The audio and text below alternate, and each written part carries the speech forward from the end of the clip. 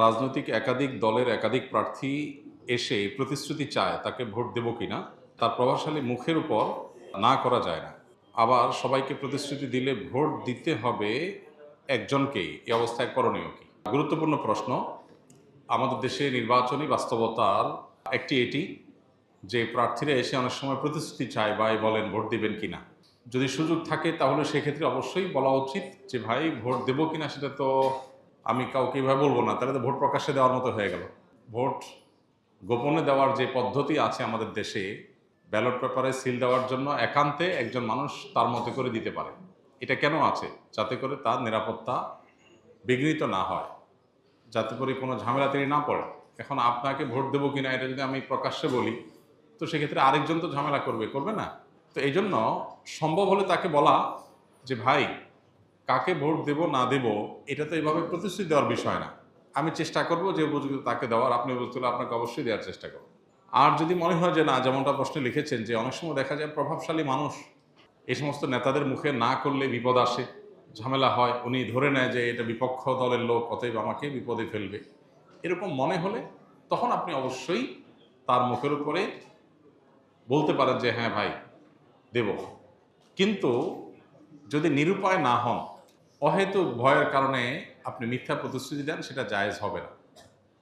আপনি যদি নিরুপায় হন, সে ব্যক্তি যদি আপনার এই কথা মুখ থেকে না শুনে যাবেই না, আবার এদিকে বিপরীতটা শুনলে আপনার উপরে জুলুম আসতে পারে, তাহলে সেক্ষেত্রে মানুষ বিপদগ্রস্ত হলে সেক্ষেত্রে তার এ ধরনের কথা বলা তার জন্য জায়েজ আছে। আপনি বলতে পারেন যে ভাই, একটু ঘুরিয়ে পেঁচিয়ে বললেন যে ভাই অবশ্যই আপনাকে ভোট দেওয়ার চেষ্টা করব, এটা আপনি কিছু বললেন চেষ্টা করব।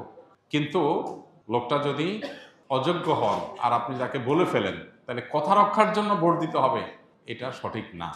কোনো কারণে যদি প্রতিশ্রুতি ভুল দিয়ে থাকেন, প্রতিশ্রুতি রক্ষা করা উচিত। কিন্তু যদি কাউকে ভুল বা অন্যায়ের প্রতিশ্রুতি দেন, তাহলে সেই প্রতিশ্রুতি রক্ষা করা উচিত না। আপনি প্রতিশ্রুতি দিয়ে ফেলেছেন, পরে আপনি বুঝলেন যে আসলে আমার সঠিক জায়গায় প্রতিশ্রুতি হয় নাই, তাহলে আপনার এখন উচিত হলো প্রতিশ্রুতির ব্যতিক্রম করা।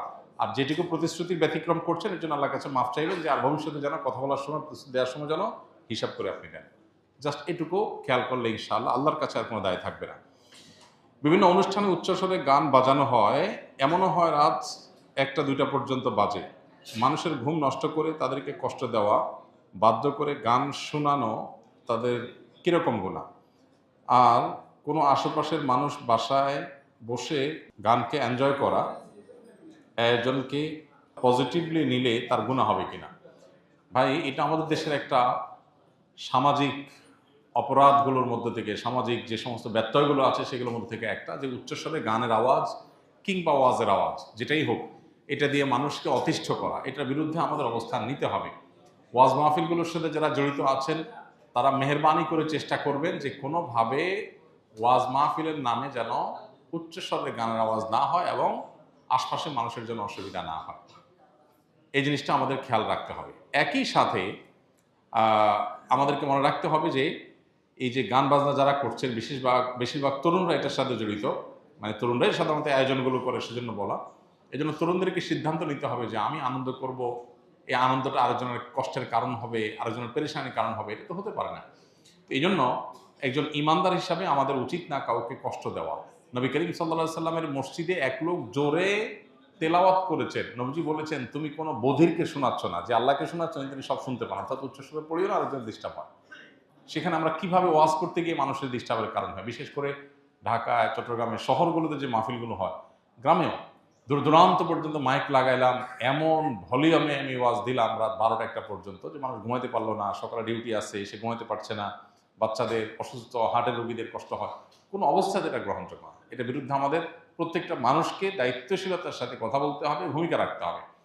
আর এই বিনোদনের নামে, গান বাজনার নামে যে অত্যাচার, ওয়াজ তো যাক শীতকালে হয়, তাও গ্রামে হলে পুরো গ্রামের মানুষ ওয়াজ শোনার জন্য প্রস্তুত থাকে, কিন্তু গান বাজনা তো নির্দিষ্ট একটা গ্রুপ অফ পিপল শুধুমাত্র শুনে, আর বেশিরভাগ মানুষ অতিষ্ঠ হয় এবং বছর জুড়ে হয়, এটা কোনো শীত আর গরম নাই। তো এই জন্য এই জুলুমটার বিরুদ্ধে আমাদের কথা বলা উচিত। শব্দ সন্ত্রাস বা শব্দ দিয়ে মানুষকে অতিষ্ঠ করা, এটা কোনো সভ্য সমাজে গ্রহণযোগ্য না, মুসলমান হিসাবে তো মোটেই না। আমাদের সমাজে অনেক অনাচারের বিরুদ্ধে সমাজের মানুষ সচেতন, কিন্তু এই অনাচারের বিরুদ্ধে সেরকম সচেতনতা নাই। কোথাও যদি এরকম অন্যায় হয়, এলাকাবাসী একত্রিত হয়ে সুন্দর করে আয়োজকদেরকে যা বুঝান, কাউন্সিলিং করেন যে ভাই তোমরা যে কাজ করছো এটা অন্যের কষ্টের কারণ হচ্ছে। আল্লাহ তাআলা আমাদেরকে অনাচার থেকে বের হয়ে আসার তৌফিক দান করুন। কিভাবে একটা মানুষের আনন্দ হয়? একজন লিখেছেন যে একজন বাসা থেকে এনজয় করছেন। হ্যাঁ, আপনি এনজয় করছেন কিভাবে? আপনি জানেন এই আওয়াজটা একটা মানুষের বুকে ধড়পড়ের কারণ, একটা হার্টের রোগী ছটফট করছে। এটা মনে উঠলে তো আপনার সব আনন্দ মাটি হয়ে যাওয়ার কথা। কিন্তু আপনি আনন্দ করছেন, তাতে অন্য মানুষ মরে যায় যাক, আরেকজনের কষ্ট হয় হোক।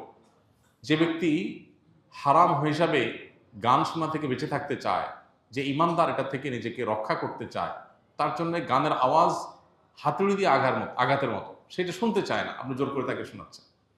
তো এই জুলুম কোনো বিবেকবান মানুষ করতে পারে না। এই জুলুম বোঝার জন্য মুসলমান হওয়ার দরকার নাই, বিবেকবান হলেই যথেষ্ট। মাথায় যদি একটুও মগজ থাকে তাহলে সে চিন্তা করবে যে আমার একটা উৎসব, আমার একটা ফুর্তি, এটা আরেকটা মানুষের চোখের পানির কারণ হচ্ছে, কিভাবে এটা আমি মেনে নিতে পারি? আপনি ফুর্তি করেন, ন্যায়ভাবে করেন, অন্যায়ভাবে করেন, সেটা তো এক জিনিস। আল্লাহর কাছে এর জন্য আপনার ধরা জবাবদিহিতা আছে। কিন্তু আরেকটা মানুষ ছটফট করছে, আরেকটা মানুষের কষ্ট হচ্ছে, আমি সেটা করতেছি। কোনো সভ্য সমাজ এটা হতে পারে না, কিন্তু আমাদের সমাজে অহরহ এই জিনিসগুলো হচ্ছে। বিবাহ বিনোদনকে কেন্দ্র করে, আকিকা অনুষ্ঠানকে কেন্দ্র করে, 31st নাইটকে কেন্দ্র করে, বিভিন্ন বিষয়কে কেন্দ্র করে দেখা যায় এই হাই ভলিউমে গান শোনার কালচার আমাদের দেশে আছে। মাহফিল তো একটা বিশেষ জায়গায় হয়, আর এগুলো দেখা যায় ঘরে ঘরে হয়। যুবকরা আস্তে আস্তে গান শুনলে তাদের ভেতরকার শয়তানি